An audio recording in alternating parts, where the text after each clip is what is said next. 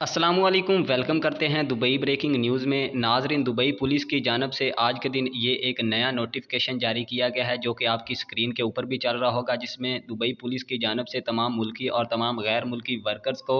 Warning जारी की गई है और तमाम शहरियों को वार्निंग जारी की गई है कि अगर आप लोगों को भी ये मैसेज मसूल हुआ है तो खुदारा इससे बच कर रहें, क्योंकि यूएई के अंदर, दुबई के अंदर एक स्कैमर्स का एक गिरोह फिर रहा है जिनकी जानब से लोगों को फेक मैसेज सेंड किए जाते हैं। जुर्मानों के हवाले से, ट्रैफिक वायलेशन के जो जुर्माने हैं उनके हवाले से उन्हें मैसेज किया जाता है कि आपके ऊपर इतना जुर्माना है और इस लिंक को ओपन करके अपना जुर्माना अभी इसी वक्त अदा कर दें। और जब लोग उस लिंक को ओपन करते हैं तो उनका जो डाटा, आईडी सब कुछ है वो हैक कर लिया जाता है। उनके बैंक अकाउंट्स वगैरह, उनके पासवर्ड वगैरह सब कुछ हैक करके उनके अकाउंट्स का सफाया किया जा रहा है। तो दुबई पुलिस की जानब से ये वार्निंग जारी की गई है कि अगर आपको भी ये मैसेज मसूल होता है तो आपने सबसे पहले उसकी तस्दीक करनी है। अगर आपने तस्दीक ना की तो आप, हो सकता है कि लुट